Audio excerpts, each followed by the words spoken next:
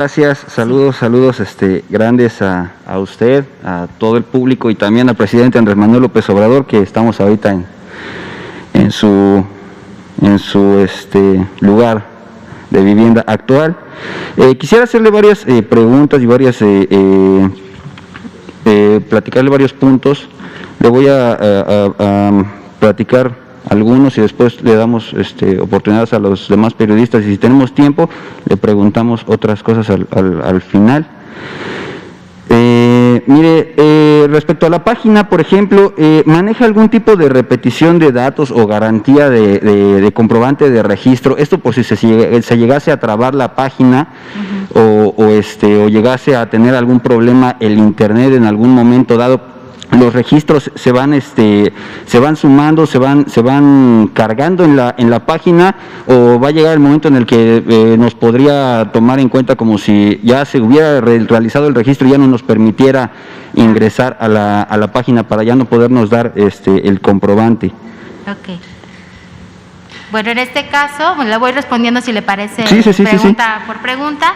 Creo que nadie se exime de tener un problema de internet en domicilio y que en un momento se quedara atorada y que no pudieran avanzar. En este caso, obviamente, tendrían que volver a ingresar en un momento dado, y como ya les pidieron datos importantes, por ejemplo, la CURP, ¿no? Si ya está registrada la CURP, pues obviamente ya queda el registro y queda identificada la persona dentro de la base de datos.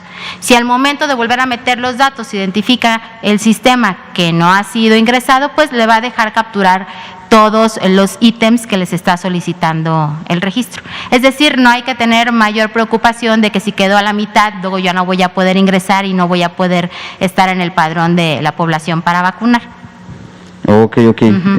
Muchas gracias. Por ejemplo, me preguntan, un suscriptor de mi canal, me llamo Miguel Ángel, mi canal es Miki Noticias en YouTube.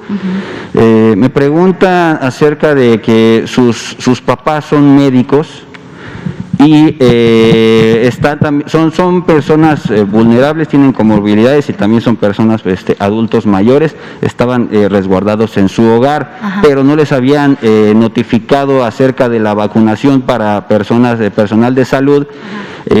No sabía si esperar la llamada o si los podía agregar a la página. La página de Mi Vacuna puede aceptar personal médico también. Claro. En estos casos. Sí, claro. Aquí es muy importante aclarar algunas cosas.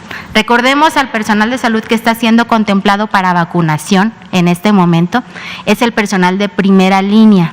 ¿Qué significa esto? Personal que se encuentra en el área de urgencias, en el área de choque, personal que se encuentra inclusive en área de medicina interna, cuidados intensivos, ¿no? Unidad de cuidados intensivos neonatales, incluso porque tenemos recién nacidos también desafortunadamente positivos. Aquel personal de salud que no está identificado como primera línea, que se encuentra probablemente resguardado en casa porque es personal de riesgo, ¿no? Es decir, es diabético, hipertenso, es mayor de 60 años, en este caso ellos entran en el grupo de 60 años y más, pues obviamente tendrían que registrarse dentro de la página. ¿Qué ocurre? Porque algunos podrían decir, oiga, pero es que se van a duplicar, ¿no? Si en un momento dado el hospital o la unidad médica donde aún laboran, si es que ellos todavía se encuentran activos, eso no lo sé, si ya no se encuentran activos, obviamente aunque sean médicos, pues se tienen que registrar en la página, pero si se encuentran activos y en un momento dado la unidad médica lo identifica y lo llama a vacunación, como este padrón es nominal, es decir, Gabriela Nucamendi, si ya fue vacunada, no se puede volver a vacunar. Llevamos un registro tanto en línea como un registro por escrito y tienes un comprobante que fuiste vacunada. Vamos a poner un ejemplo tal vez absurdo.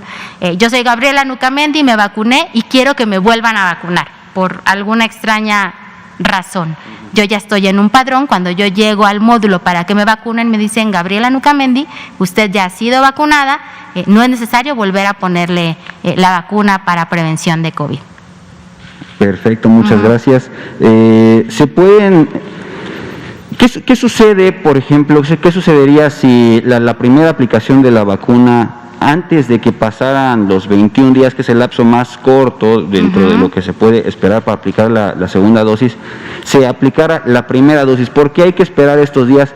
Y la pregunta pues va dirigida hacia qué otras situaciones, qué otros fármacos podrían impedir que, tendrían que tomar en cuenta para que se impidiera la vacunación, que no se empalmaran las vacunas, que no se empalmaran los medicamentos a la hora de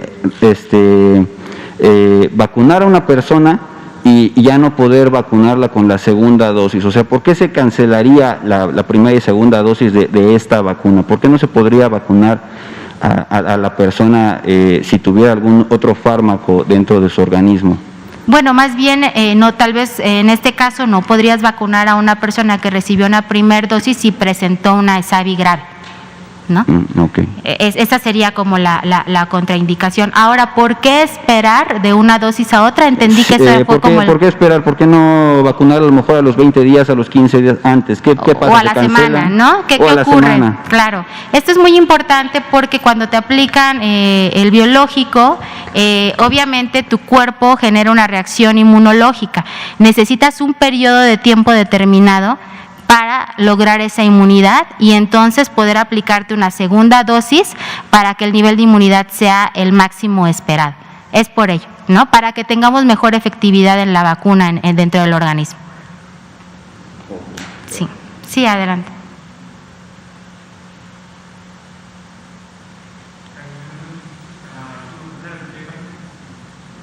Sí, mucho gusto. Tenemos un par de preguntas de varias personas que tienen problemas con el registro, ¿no? Que parecen ser problemas como poco comunes.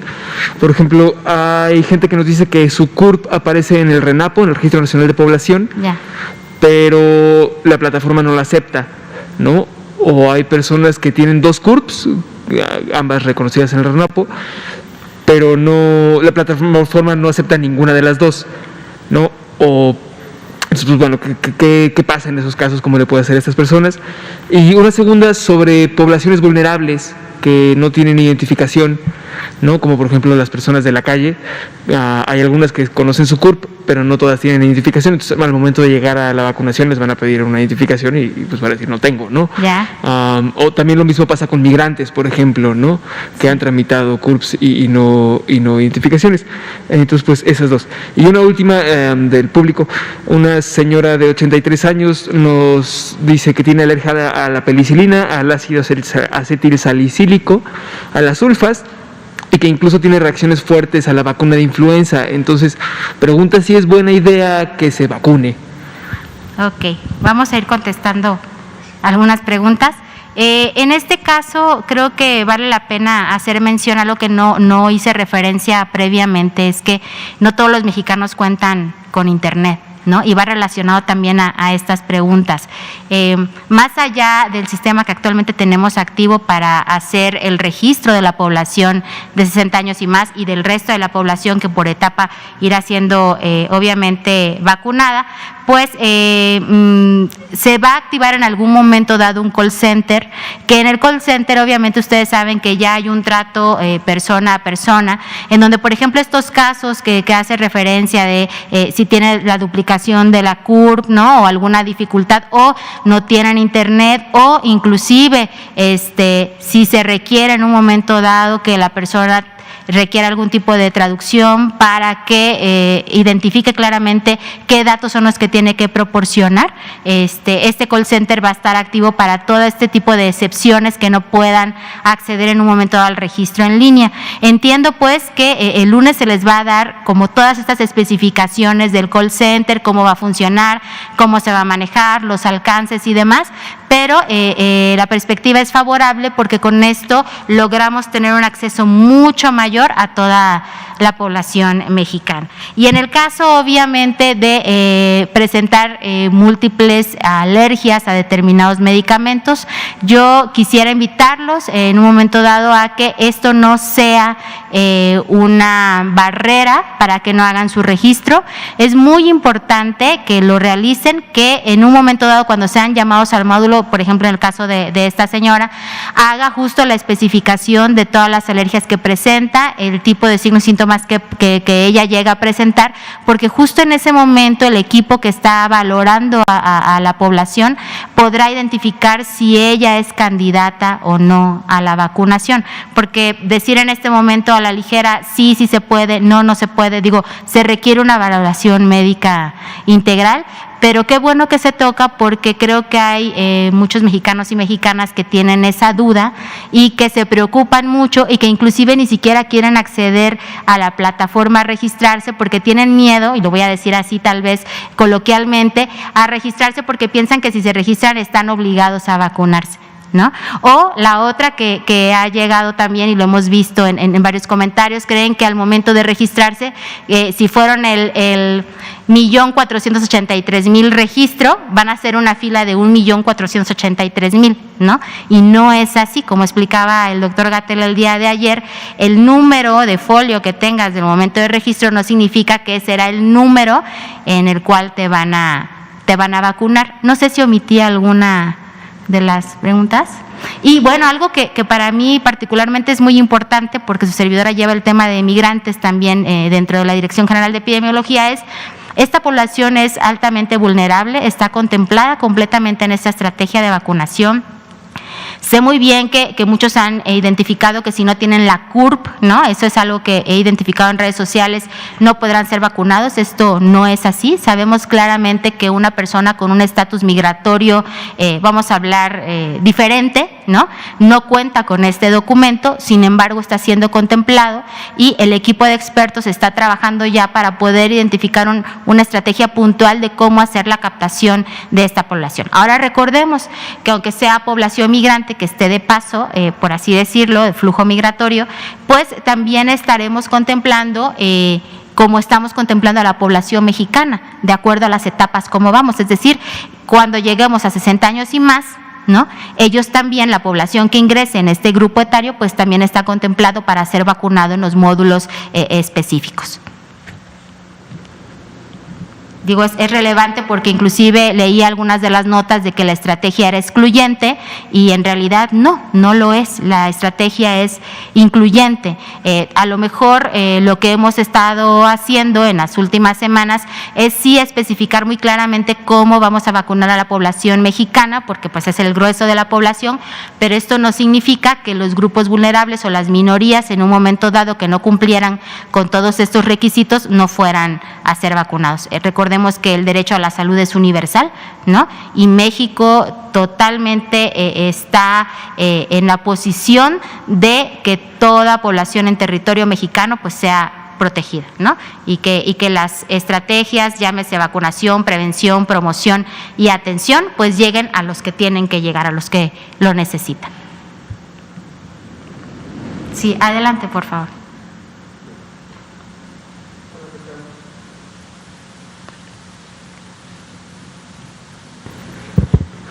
Hola, ¿qué tal? Buenas noches. Carlos Alvarado del 1+1.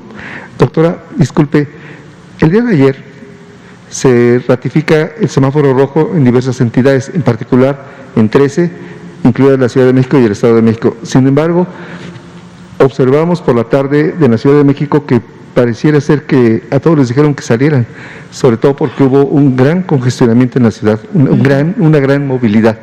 El día lunes se aperturan ya las tiendas departamentales y entiendo yo que las plazas comerciales. ¿Qué prevención? La cuestión de ocupación hospitalaria, efectivamente ahorita sí estamos de acuerdo en que hay 1 o 2 puntos menor al que existía, no mucho, nada más son 1 o 2 puntos. ¿Qué proyección tiene la Secretaría de Salud al respecto? Sobre todo porque a partir del lunes creo yo que la movilidad, a pesar de estar en semáforo rojo, va a ser muy normal, va a ser más alta y en ese sentido puede nuevamente empezar a saturarse el sistema hospitalario al respecto. ¿Y qué prevención tienen para eso? Gracias. Qué bueno que lo pregunta, porque esta percepción va más allá no solo de la Secretaría de Salud, sino de toda la población, ¿no?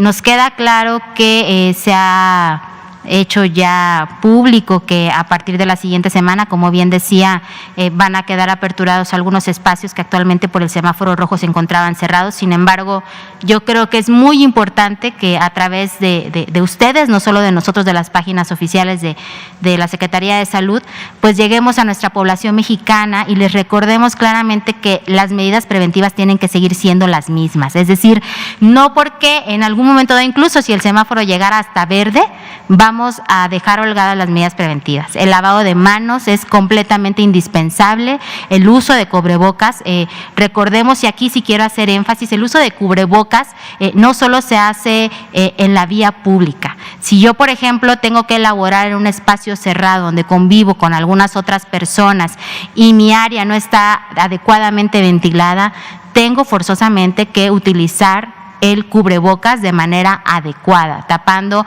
obviamente nariz y boca, y recordemos que también ya se ha explicado en varias ocasiones, lavándonos las manos previo a la utilización del mismo y al momento de retirárnoslo. Entonces, creo que es muy importante llevar un mensaje no solo a la Ciudad de México, sino a toda la población, que más allá de que haya apertura de algunos espacios, y entendemos también que parte de esta decisión que se ha tomado tiene que ver sí con esta disminución, sí con otros factores que van más allá de salud, pero que no debemos de bajar la guardia, ¿no? Y algo que no sé si ya lo han tocado, pero sí es importante recordar, hemos tenido ya mucha población infectada, ¿no? A mucha población que ha presentado COVID, algunos con síntomas y otros sin síntomas. Y podría ser bastante irresponsable, lo voy a decir como lo pienso, creer que si yo ya fui positiva a COVID ya no tengo que cuidarme, ¿no? Porque ya me siento inmune. Y este mensaje es importante que llegue hasta el rincón más pequeñito de nuestro país, porque aunque yo haya sido positiva, sea con síntomas, sin síntomas, grave, no grave, las medidas preventivas tienen que mantenerse, mi sana distancia tiene que mantenerse, el uso de cubrebocas tiene que mantenerse, el lavado de manos tiene que mantenerse. Si yo me cuido, en realidad estoy cuidando a los demás, ¿no? El hecho de la apertura, entiendo, por ejemplo, de los centros comerciales, yo honestamente no he leído si esto se dará de forma abierta total o manejaremos lo que se ha manejado en momentos anteriores, de que únicamente puede ingresar una sola persona de la familia. Y obviamente entiendo que seguirá siendo con las medidas adecuadas, uso de alcohol gel al ingresar, sana distancia, evitando la saturación, e inclusive hemos identificado que en determinados espacios, tiendas departamentales, tienen un límite, ¿no? Y esto se seguirá manteniendo. Recordemos que siguen vigentes los lineamientos de espacios públicos cerrados y espacios públicos abiertos, es decir, esto no cambia, nos mantenemos, sea semáforo verde, naranja, rojo, nos mantenemos con las mismas medidas, ¿no? Y sí sería muy irresponsable de nuestra parte como ciudadanos, pues volcarnos a las calles, ¿no? A sabiendas que pues nos mantenemos todavía en una etapa en la cual tenemos que tener cuidados preventivos. Sí, adelante, ¿no? Y bueno, aprovechar también, recordar como mensaje para la población mexicana, pues que debemos de cuidar a estos grupos vulnerables, personas mayores de 60 años, personas con comorbilidades, cuidarlos y cuidarnos, ¿no? El estar en casa no significa el estar en casa de tus padres, ir a visitarlos cada fin de semana, en realidad es estar cada quien en su casa, mantener las medidas preventivas, ¿no? Y evitar exponernos a toda costa y de manera voluntaria. Si ya no hay, sí, adelante.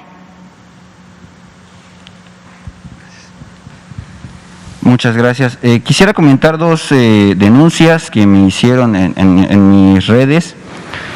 Hablando del estado de Zacatecas, nos comentan que están hablando por parte de la Secretaría de Salud del Estado y les están diciendo que para la vacuna la primera dosis no se las van a cobrar, pero que para la segunda dosis va a tener un costo. Quisiera que se pudiera tener de alguna manera cierta revisión en ese aspecto, nos lo reportan nuestros suscriptores. Y otra cosa también, en el estado de Zacatecas comentan que desde que llegaron las primeras dosis de la vacuna en el Hospital General del Iste, no respetan el orden de vacunación puesta por el gobierno federal, ya que el primer día se empezó la jornada de vacunación y se vacunaron directivos del personal administrativo y no del personal de primera línea. Igual si pudiéramos puntualizar algo ahí. Por otro lado, también del estado de Michoacán nos comentan, alguien que tiene relación con uno de los cerezos de ese estado, comentan que cómo sería la vacunación para los presos de ese lugar, respetarían lo que es las edades o se manejaría otro protocolo. Y junto con esto también me llegó a la mente la vacunación de las personas en situación de calle. ¿Cómo sería también ese protocolo? ¿Cómo llevarían a cabo esa vacunación? Ok, bueno, vamos ahí por puntos. Es muy importante que la denuncia que reciben de Zacatecas, pues nos pasen ahí el dato. Hasta el momento no tenemos identificado. Para empezar, que quede claro que no hay cobro por la vacunación, no hay un costo. Si les están llamando para decirles que les van a cobrar, a lo mejor es muy aventurado decir que a lo mejor es una llamada que realmente no viene de la Secretaría de Salud del Estado, pero preferiría que nos pasaran el dato para que nosotros podamos hacer ahí una investigación. En relación a la aplicación también de dosis en directivos, es importante que nos pasen la información. No tenemos ningún registro de ello, hemos sido muy claros a nivel nacional y creo que lo hemos cumplido al pie de la letra. Digo, hay que predicar con el ejemplo, ¿no? Las vacunas se tienen y se están priorizando, y así se debe de hacer para el personal de salud de primera línea. También nos queda claro que es el propio Estado que hace su padrón, ¿no? E identifica quién es el personal de primera línea, pero sí me gustaría que nos pasaran el dato para poder hacer la investigación. En relación a las personas en situación de calle, sí están siendo contempladas. Con ellos sabemos que el acceso es un poco diferente, ¿no?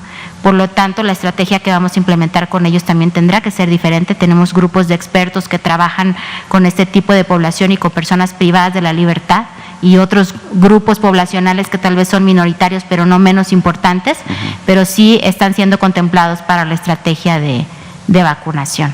Y de Michoacán, ahí sí no identifiqué cuál era la pregunta. Precisamente de las personas que estaban en un cerezo, en un reclusorio, ¿cómo sería la vacunación? Tenemos programas muy específicos para personas en situación de calle y para personas privadas de la libertad, y ahí obviamente tenemos que coordinarnos de forma directa con los directivos, ¿no? Porque ustedes saben que pues es una población que de alguna manera tiene un entorno diferente. Me refiero a que no es como que te registres o se registren en línea, ¿no? Y que se presente el pero ya hemos tenido estrategias de vacunación y de atención para esta población y obviamente están completamente contemplados para que formen parte de ello, ¿no? Muchas gracias. Otra pregunta también me hicieron respecto a las personas adultos anticoagulados, ¿cómo sería la vacunación a ellos? No sé, es una pregunta que nos hicieron también. Sí, lo preguntan y preguntan mucho, sobre todo porque entran en el grupo de población también de inmunosupresión.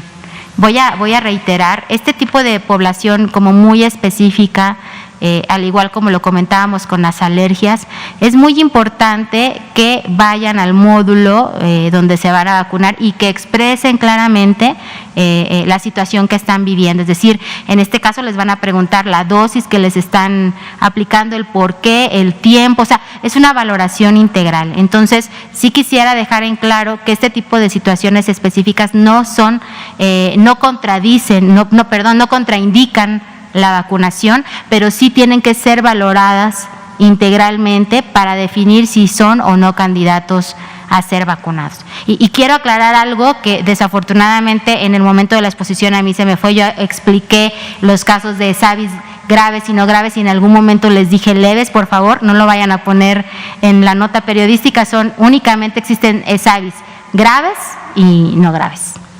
Ok. Con respecto a las vacunas que lleguen y cómo se empiece la vacunación a adultos mayores, ¿en qué estados van a comenzar a realizar esta vacunación? Sabemos que no se puede abarcar a toda la República Mexicana al mismo tiempo, pero más o menos ¿en qué ubicación geográfica comenzarían? Entiendo que esto lo está programando ya el grupo técnico de expertos para vacunación. Sé que esta semana el doctor Gatell y el equipo que presentará las conferencias dará una idea más clara de qué entidades federativas son con las que se podrán avanzar, pero recordemos también que hay 3 entidades federativas que iniciaron en primera instancia la vacunación en esta primera línea, y obviamente podríamos pensar que serían una de las primeras entidades federativas candidatas para iniciar ya la siguiente etapa, pero vamos a ver cuál es justo la definición del grupo de expertos, si les parece, para que les den un dato mucho más confiable. Y algo también importante, y quiero recalcarlo, es que toda población que acude al centro de vacunación pasa por un triage de valoración. Es decir, esto que recalco lo hago porque no llegas al módulo y tan solo nuestra enfermera de medicina preventiva te pregunta tu nombre y te vacuna. No es así. Previo a eso, recordemos que esta estrategia, por eso es una estrategia muy específica para prevención de COVID, tiene grupos integrales que realizan este triage de valoración, ¿no? No pasan directamente al módulo. Primero eres previamente valorado, valorado médicamente, me refiero integralmente, se te hace un interrogatorio para poder identificar si en ese momento eres apto para la vacunación o no. Entonces, creo que la población tiene que estar lo bastante tranquila y confiada, que el grupo de expertos, porque en realidad son grupos de expertos que se están movilizando a las diferentes entidades federativas, no son grupos improvisados, se han dado y se siguen dando capacitaciones inclusive a estos equipos integrales que están trabajando puntualmente con la vacunación, y obviamente eso implica por qué también no puede ser aplicada la vacuna en cualquier lugar, ¿no? Porque tiene que estar este grupo integral de atención que realiza el triage para poder hacer la valoración de la población. Ok, muchas gracias. Tengo otras preguntas, pero no sé si quiero preguntar, ¿no? Ok, quisiera que pudiéramos aclarar que todavía no empiezan a salir las fake news, empieza a salir información falsa. Todavía no están vacunando a adultos mayores, todavía no inicia la campaña de vacunación. Y también por ahí vi en una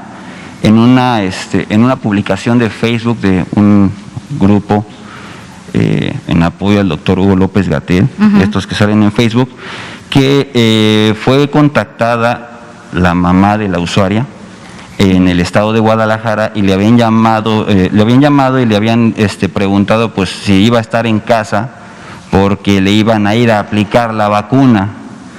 Entonces, si pudiéramos igual enfatizar nuevamente con ese tema, y pues dejamos lo demás. Pues es muy importante porque aún no iniciamos justo con la aplicación de vacunas en adultos mayores. Por favor, escuchemos claramente como las indicaciones pues sobre todo en estas conferencias se hace hincapié en que también podemos tener llamadas que realmente no son del personal de salud. Debemos de tener mucho cuidado.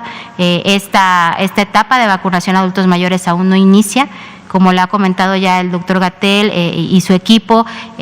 Esto se dará ya a finales de febrero.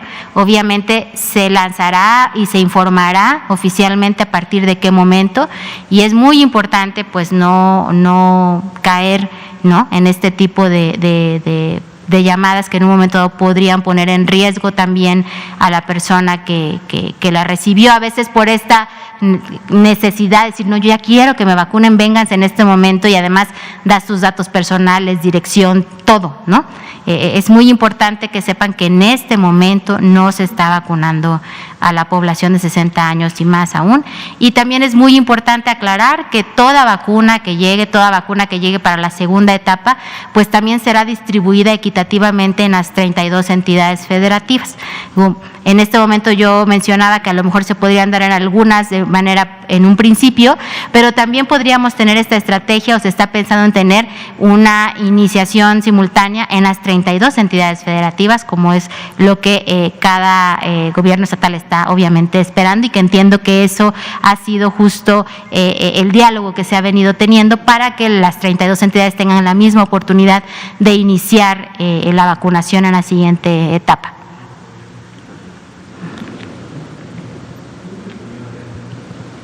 Pues bien, siendo las 19:53, agradecemos a todos los presentes, a quienes nos estuvieron atendiendo desde vías remotas, las redes, televisión, y pues los mantendremos informados. Todo el equipo de la Secretaría de Salud está realmente comprometido, ustedes lo han visto, día con día se mantienen estas conferencias, y detrás de estas 10, 12 láminas tenemos un grupo muy importante de profesionales que trabajan, como nosotros decimos, en la unidad de monitoreo y en la Dirección General de Epidemiología 24/7, los 365 días del año, y la comunidad SINAVE, que somos los epidemiólogos de este país, pues estamos altamente comprometidos para que ustedes y la población mexicana pues esté debidamente informada, con información confiable, con información veraz, de todos los reportes que nosotros recibimos. A nombre del doctor Gatell, el doctor Alomía, pues les damos las gracias y buenas noches.